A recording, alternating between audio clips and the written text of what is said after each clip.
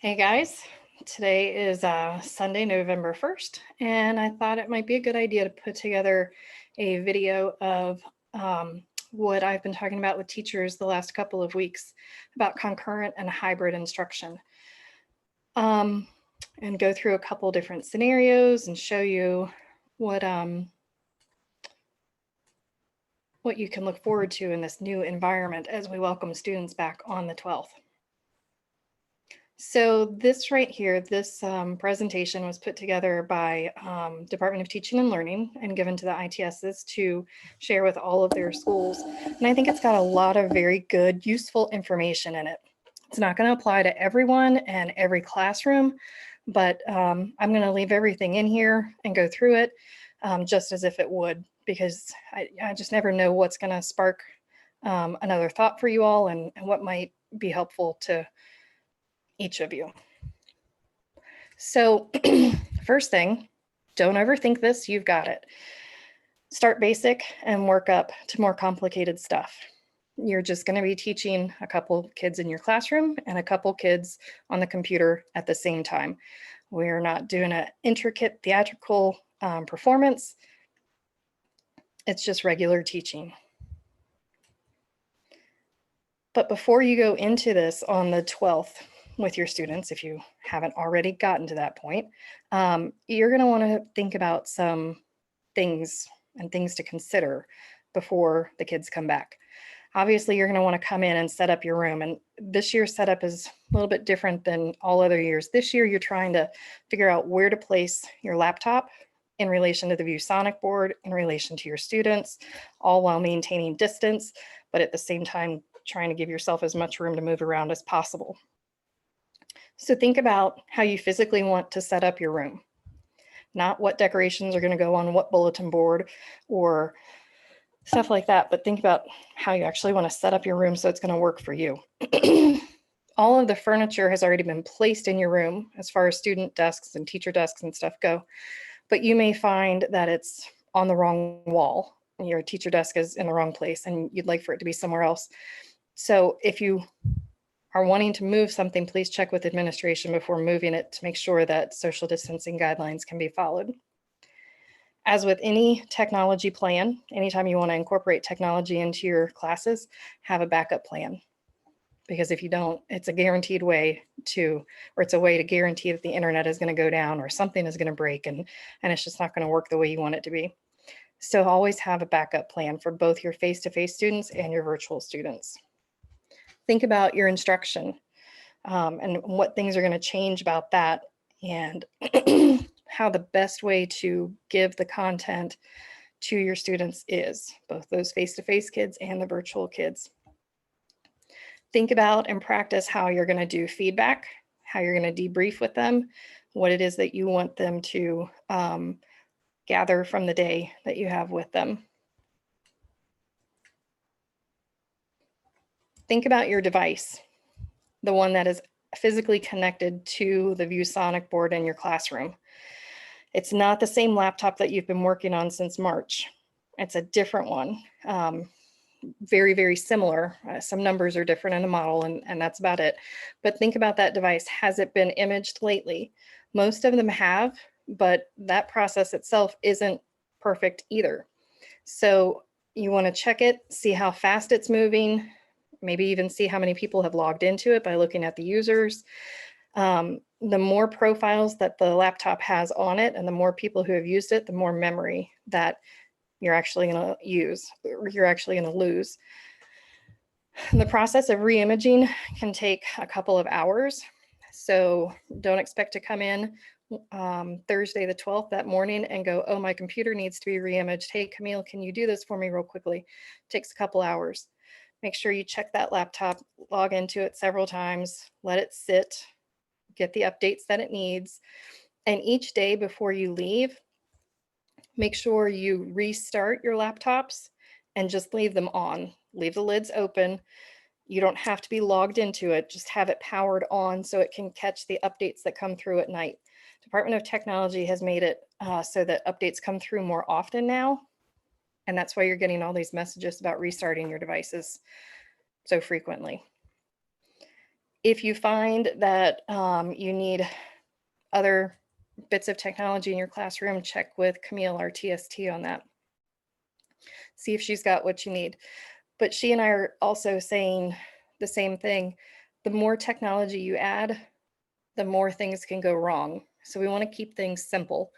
You don't need fancy schmancy equipment to do this with. You don't need a lighting setup. You don't need special webcams. A headset is a pretty good idea, and I think that the division is working on those for us. And Dr. Farrell is working on acquiring some wireless headsets for us too. And that's pretty much it. The more stuff that you add, the more things you have, the opportunity for things to go wrong with. So just make sure you don't get too much on there. Make sure that the laptop in the classroom that is attached to the board is actually set up. There's a, we have a website, of course.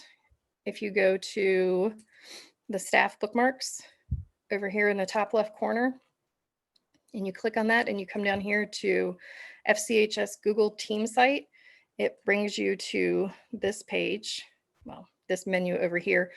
And then you're going to want to click on technology and ViewSonic training for, or ViewSonic interactive panels, ViewSonic training for FC teachers. And on this page, Camille has put together all this stuff for us even before we started thinking about this. She had her videos out here, it was great. This PDF right here shows you how to actually use the ViewSonic panel, like what the power buttons do, or which power buttons do what, where the home button is, where the settings button is, and this, how to connect a laptop using an HDMI cable, and some troubleshooting tips over here. For the most part, all of the boards have already been set up and the laptop has already been connected to it. But you want to double check that, because who knows who has come into classrooms in the evening and disconnected what to use in whatever manner they would like. We recently had SAT testing in here over the weekend, I think about 2 weeks ago, and who knows what they do when they're in here doing the SAT test, for example. These are some basics that Camille put out here for us in September. I hope none of this looks foreign to you. This is actually how the laptop connects to the ViewSonic. You have 2 cords that go to the ViewSonic board, and then just one cord going into the computer for power. This VGA cord right here, kind of in the middle of all these cords, that connects to the cable box that's supposed to be on top of the ViewSonic board, and that's supposed to bring our morning announcements in. Also, the audio cable does not plug into the laptop any longer. It goes straight to the cable box up on top. So you just have 2 cords that are going to the laptop from the ViewSonic. You have the HDMI cord and the USB to touch 2 cord. In this video, Camille talks about the basic operations of the board, how to turn it on, how to care for it, cleaning the ViewSonic board. She goes through that real quickly for you. You should never put any cleaners on the board, by the way. No Windex, no alcohol, no hand sanitizer, no wipes, none of that stuff, just a soft cloth and water.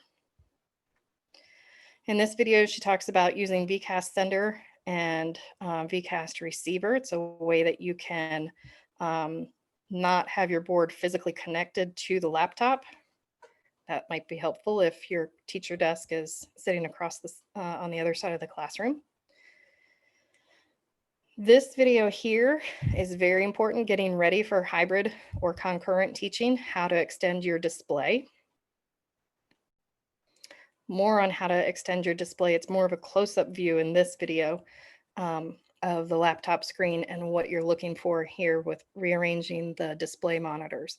Basically, your ViewSonic board is a gigantic monitor that is touch receptive.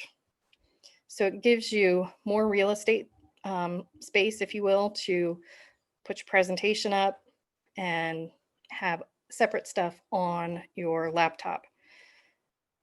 It serves the same purpose as a second monitor.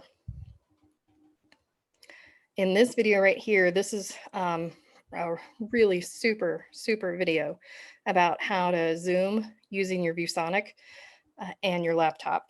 You're going to log into Zoom on your laptop, not the ViewSonic board, even though there is a way to log into Zoom on the ViewSonic board. You don't want to do that because that Zoom application, of course, doesn't work the way the one on your computers do.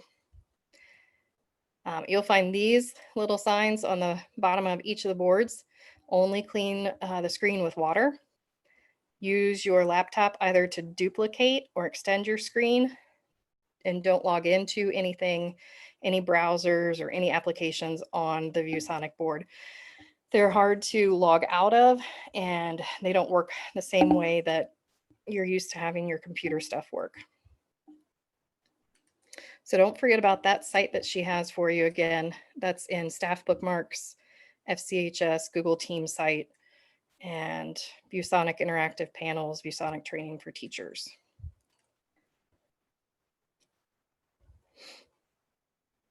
So make sure that the laptop is connected to the board. Check the sound. Is it coming through the speakers on the laptop, or is it coming through the actual ViewSonic board?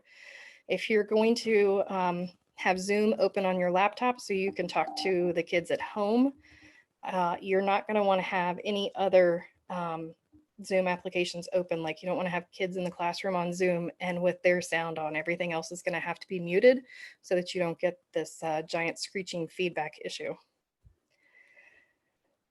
Think about where you're going to put your laptop that has Zoom on it. Make sure it's pointed towards you or angled towards you, and that the microphone is also pointed towards you. The microphone in our laptops is up here by the camera, so you don't want to ever be caught behind the laptop. Your voice is not going to sound as good and clear as if you're facing it like I am right now. To extend your desktop to the board, you're going to hit the Windows P button. It's the Windows button is a little flag button on the bottom row of your keys next to Control and Function and Alt down by the space bar. It looks like 4 squares. So when you hit Windows P, you're going to get the options, these options over here, PC screen only. And obviously I'm at home and I'm not connected to anything else. I don't even have a second monitor with me. If you want your laptop to show on the board, everything on your laptop to show exactly as you have it on your laptop up on the board, then you would choose duplicate. And that's what we did in years past with the Promethean and the smart boards. Most of us, by far all of us for the most part, did the duplicate. We're suggesting that you extend your display now.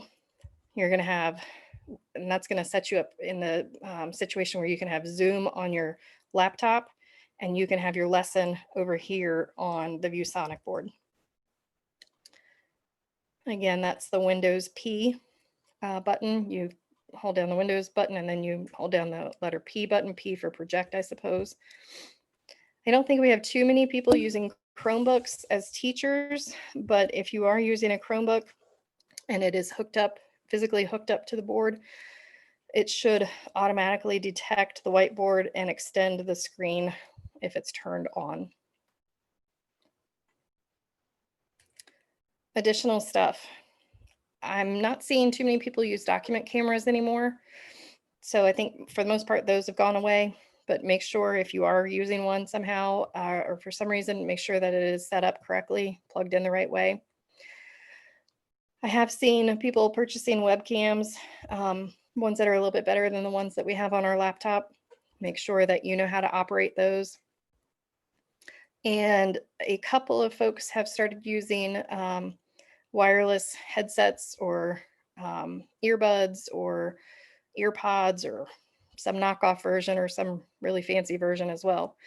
But they also have a built-in microphone, and that's been nice for them to not quite be so tethered or stuck to the laptop. They can kind of walk around a little bit more at the front of the room. Remember, you're not going to want to be walking up and down the rows in your classroom or, doing circles around the room, because you don't want to be out there with whatever germs the kids may have and you certainly don't want to take your germs to all of those kids, there's a piece of plexiglass sitting on your teacher desk in your room that we're hoping you stay behind as much as possible to limit that exposure in case you encounter or come in contact with COVID. We want to minimize the number of exposures as possible. Also, as we have, more students coming in on the 12th, some of them are going to be quite anxious about coming back, and just you walking around the room and coming close to them might kind of freak them out. So try to stay in your little square up at the front of the room to keep everybody safe. If you have a teacher assistant in the room with you, this is a great situation to be in because the TA could be the one to monitor the virtual kids on a different device. They could be checking the chat. They could be running the presentation for you. And all you have to do is think about the content that you want to get out of your head and out to the kids while not having to finagle technology equipment while you're talking at the same time. If you do this, make sure that this individual is muted or you will get feedback from the room. Okay, for class setup, you're going to open your Zoom or Google Meet or Schoology Conference, whatever virtual platform, virtual meeting tool you're using, you're going to open that on your laptop or the smaller screen. And then you're going to have your lesson up on the ViewSonic board for those face-to-face students to be able to interact with. Remember, face-to-face kids don't have to have their Chromebooks on, and we don't want them Zooming while they're in the building with the kids at home. I mean, it would be great for building relationships with the, everybody's in the same place, on a screen together, and it kind of looks like everybody's together. But we're really just afraid that we're not going to have the bandwidth to cover that. If we have 13, 14, 1,200 students in the building Zooming at the same time, I'm not sure that we're going to be able to handle that bandwidth wise. It's just going to be too much of a draw on our connectivity.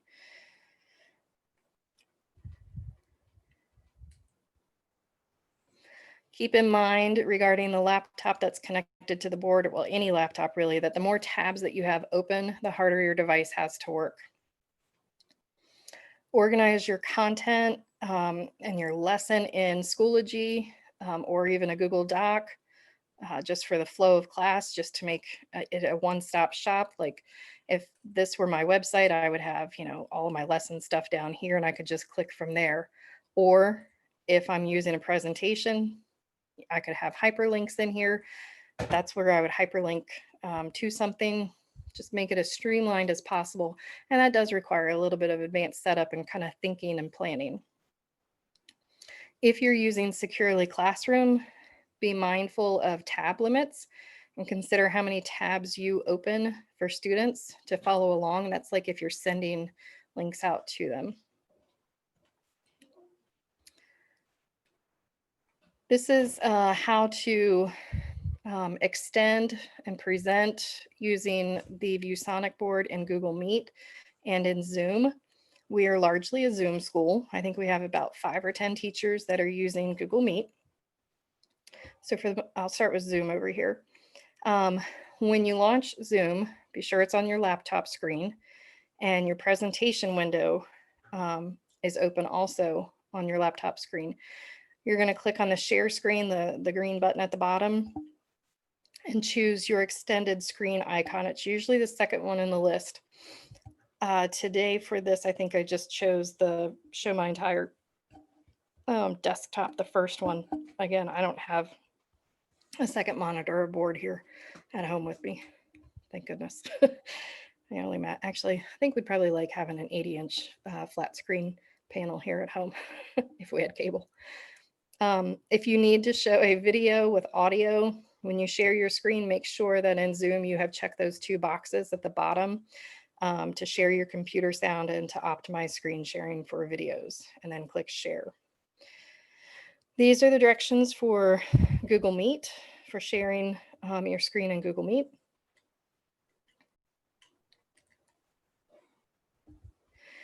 And basically you're going to want to, like, if you guys, let's pretend here, you guys are my virtual students at home.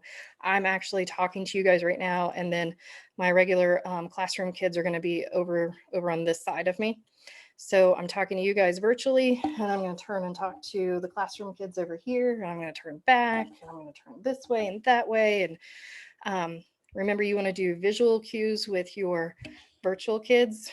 Thumbs up, guys, if you can hear me, or, make them do some sort of reaction on the computer, thumbs up reaction on the computer.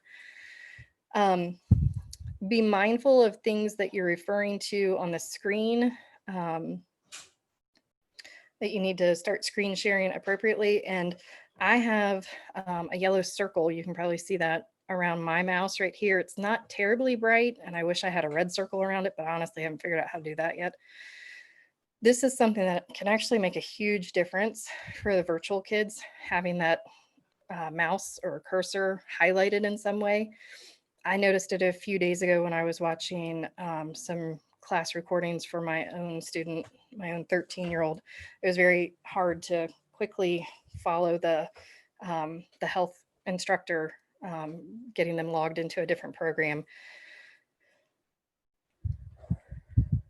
I think we're going to give out some directions here shortly about how to highlight your mouse like this to make things a little bit easier for those virtual kids. Be mindful of your time. Whatever, it's also not going to be the same as it was last year when you were teaching, where we could teach for 90 minutes. Try to go slow this year. Maybe not plan as much. Maybe plan 70 minutes or 65 minutes of instruction.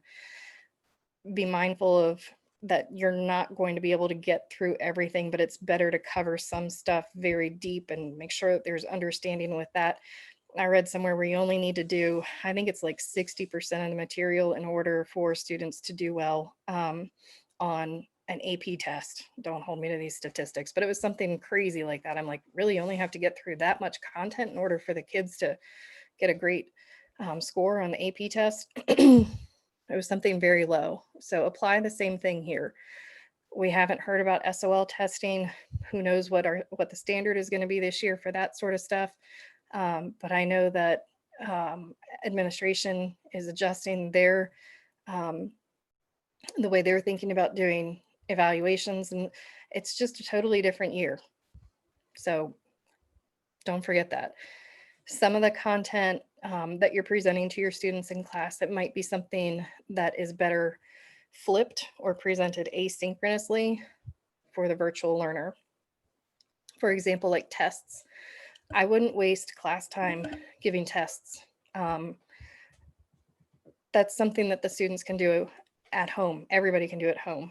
There's no reason to pass out a test or have your students do a test on the computer in your actual classroom, like face-to-face students. Assign it as homework. Have them work on it on Mondays when it's their asynchronous time. I know that we're concerned about them cheating and looking up answers and whatnot. And that should, of course, be a concern.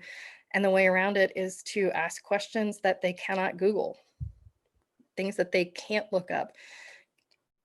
Ask more of those questions, things about application and evaluation of materials and stuff that you have presented to them, those higher levels of Bloom's taxonomy.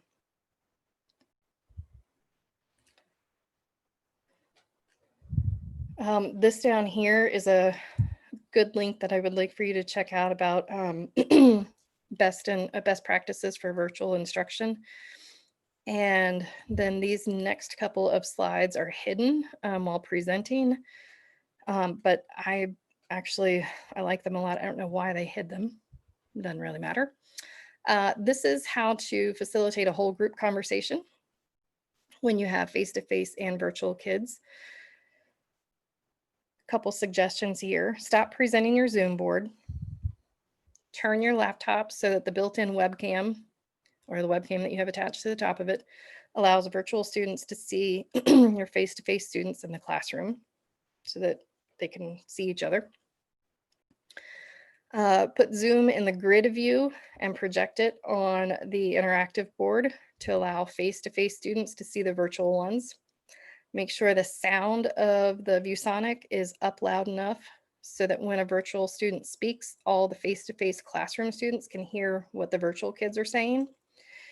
And then the opposite of that is to make sure the face-to-face kids are either speaking loud enough so the ones at home can hear them, or you as a teacher are repeating those questions as much as possible. And that's probably a little bit different than what we're used to doing so frequently. This last bullet point under concerns, have all students log into Zoom or Google Meet and wear headsets and conduct the conversation through Zoom. We're saying that this is probably not going to work with the, we're a school that has a lot of students coming back face to face. Now, we don't know if they're really going to come back or, how many we're going to have at any given time. And it's something that we're just going to have to play around with. But we're not going to be able to support everybody Zooming all day long in all of their classes. It just doesn't, I can tell you, it's just not going to work. Make sure about the feedback. If you're getting terrible feedback, it's important that only one mic is active in the classroom at any time. The mic must or should be muted when someone on the Zoom call is speaking. There is a way that you can use your space bar. You would, in a Zoom, you would hold down the space bar and that would unmute you. However, that's a setting that you have to turn on. I'm not sure if you want to do that with all your students, getting them to turn that one setting on, or even finding it for yourself. This is a way to do small groups with students between the ones that are face-to-face and virtually. Again, the first suggestion on here is to implement a full virtual environment for all students. Maybe we get into this and we see that, okay, well, we can have a good number of students on Zoom or on Google Meet at the same time because most of them have chosen to stay home because attendance is a little bit wonky this year. If that's the case, then you would treat all the students the same as you would and monitor all progress through Zoom. If a student group is struggling, you could jump into their breakout group and perhaps present your interactive board and show examples.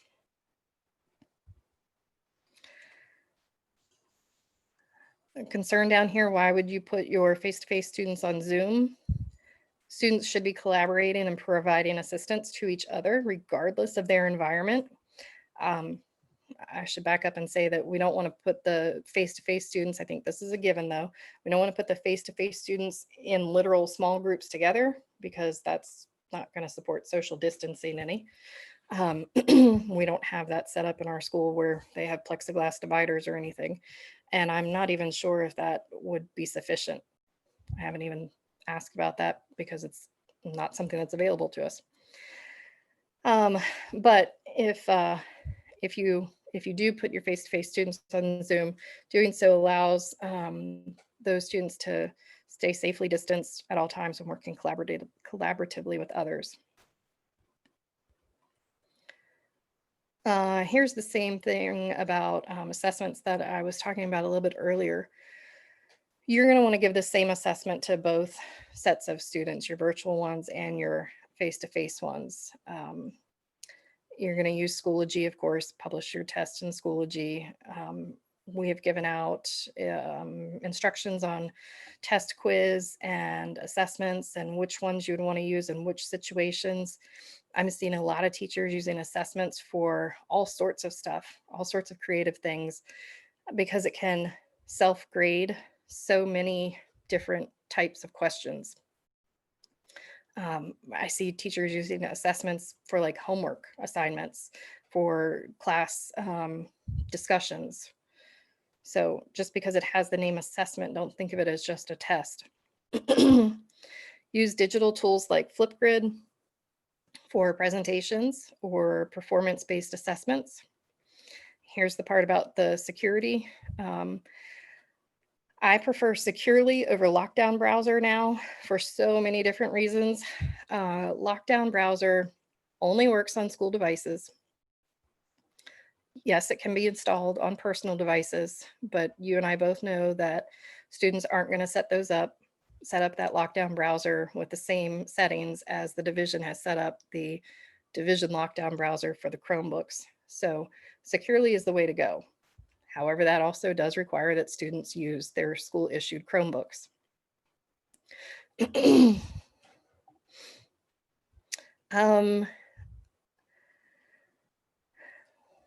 One thing that we put together for you guys that I thought was quite helpful after doing a number of these in September and the beginning of October was just a checklist for you to have as you make sure everything is set up correctly in your room. It started to be a list of things that I was telling everybody, oh, write down this, write down that, that it just became easier to put it in a document. So it's all together for you in one place. And I'm going to share this in the Mission Possible Schoology course under the Marvelous Monday stuff. And I'll probably email this out to you as well, just so that you have it in 2 different places and you don't have to remember which Marvelous Monday it was under. And thirdly, I'm going to also put it on our new ITS website, which I'll show you in a second. First thing, when you go to your classroom, have you logged into the computer that's connected to the board, and have you restarted it several times and allowed it to update? Log into it, let it sit for 15 minutes, restart it, log into it, let it sit for a few minutes, and then each night, make a note somewhere. Make sure that you restart the computer. You don't have to log into it, but restart it and leave it open and running. Put a sticky note on your computer if you are one of those that finds that it's always closed for you in the morning. Maybe the custodial team is coming through and wiping down the keyboard and they want to close it, and that's their visual that to the other to their coworkers that come through after them that it's been done. Just leave a note on it if it's getting closed. Have you logged into Chrome and linked your school account so you get your bookmarks? Make sure, that's up here in the top right corner. Make sure your picture shows up and it does not say paused underneath. If it says paused, then you need to log into Google again. Have you identified and rearranged the screens, screen 1 and screen 2, and the display settings on your laptop? Again, one of those videos that Camille put together shows you how to do that. Double check the laptop that's hooked up to the ViewSonic board in the classroom. Make sure that that Zoom is installed on it. And then make sure that the settings for that Zoom are the same as the settings that you have on your laptop that you've been using at the beginning of the year here. Here's a link to the document that tells you the recommended Zoom settings that we talked about earlier in the year. And then this one, the computer is hooked up to the board as it is shown here. I think it is, or it was back on one of Camille's videos. There was a picture of how it gets set up. Most importantly, you've done a practice Zoom session, test your microphone and speakers to make sure they're working as you plan, and make sure the sound is coming through the right device. And then figure out where you want to actually position stuff in your classroom. Is it in a place where you can comfortably turn and talk to students, and then talk to virtual students, talk to real students, virtual students? And have you figured out how to share your screen on Zoom so that both your face-to-face and virtual students can see your Schoology, your presentations, that sort of stuff?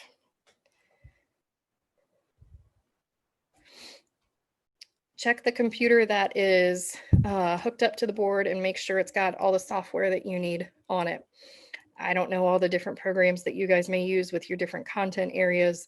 You all know that much more so than I do at this point anymore. Make sure all the stuff is on there, and if it's not, check with Camille about that. Check the sound. Is it coming through the speakers or the ViewSonic board? How will you write on the board and have virtual students see your annotations? This is a great topic that we left for almost last here. For the most part, if you go to write on the ViewSonic board over here, just writing on the board, your face-to-face students are going to be able to see it fine, no problem. But your virtual kids aren't going to see any writing on that board. Now, yes, if you put the camera in front of the board so that like if the board were behind me right now and I could turn around and write on it, then that they could see that because it'd be coming through this camera. For the most part, if you want to write on the board, you have a couple of options. You can use myviewboard.com. Anything that you write in that myviewboard.com, it's very similar to Active Inspire, where charts will open up, little pages will open up, and you can write on them and keep flipping to a new page.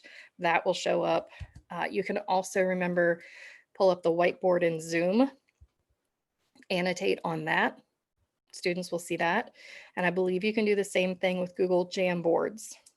That's a new one that has come out recently that we haven't talked about before, that I'll be providing some information on in the near future. You can look at Google's website and come up and find videos on Jamboard on your own, and you'll probably have it down in about 3 minutes flat before I can even get stuff out.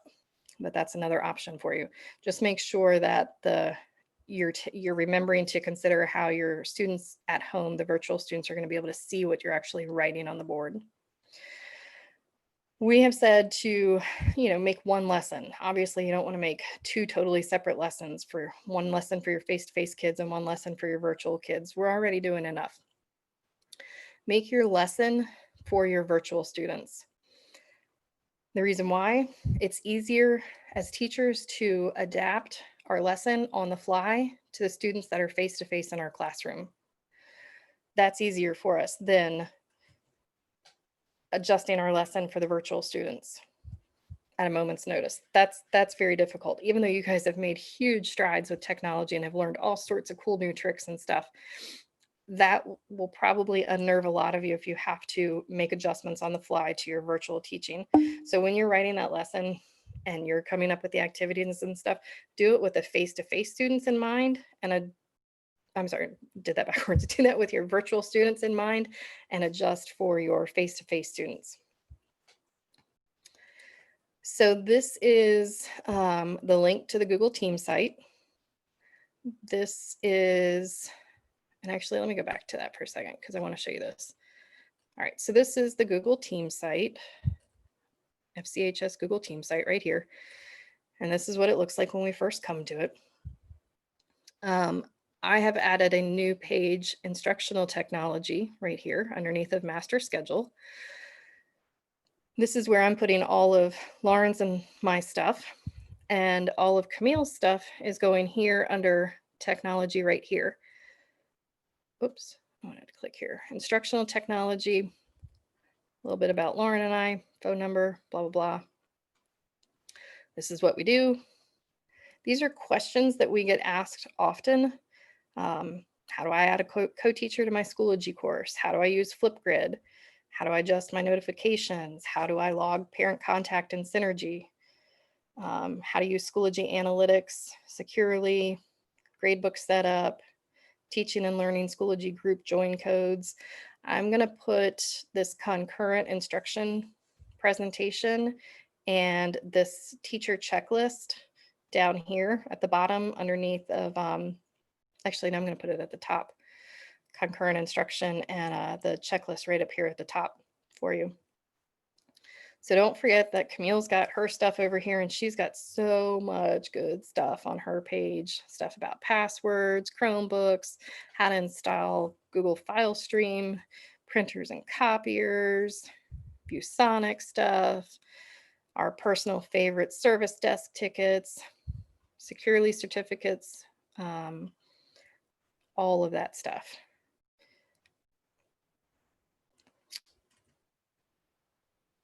This VBCPS instructional technology site is really good. At the beginning of the year, I told you it wasn't quite finished. They were still putting some stuff together, bringing it over from the site that they created in the spring.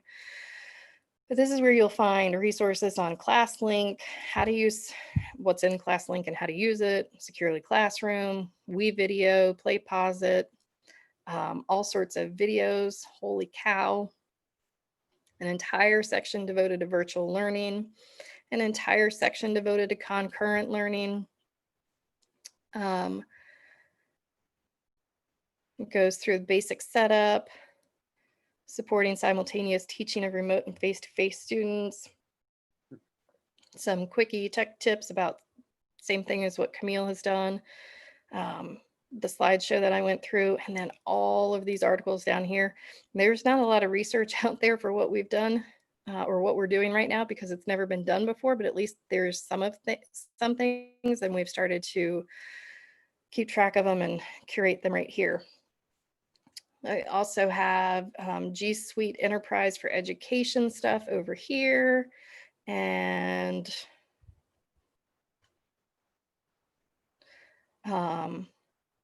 underneath of more, we have all the different things that we shared with everybody at the Digital Learning Summer Summit this past summer.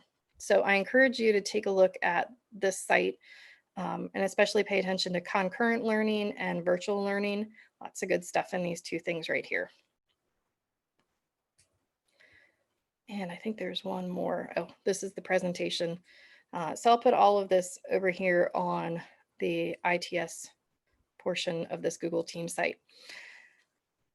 By far the best person to help you with this, help you with the specifics and shoot ideas off of is probably the teacher next door down the hall. As I'm walking around the building, I'm seeing some pretty interesting, creative, and unique things that teachers are doing. It's not terribly difficult to do, doesn't require fancy equipment, but they've just sat there and they figured it out and they've played with it and gotten it to work for them. And you might get some good ideas from that. Come see Lauren and I, or actually don't come see us virtually. Or email us, let us know what you need, give us a call. We'd be happy to help you, as well as Jennifer Clements and Wendy Nelson also. We're here for you guys and we're here to help you with whatever it is that you need in order to get these kids all educated, whether they are face-to-face or virtual, for the rest of this year. Thanks for paying attention this long. I hope you got something out of this. So I'm going to stop sharing my screen and I'm going to end the recording for today. Let me know if you guys need help.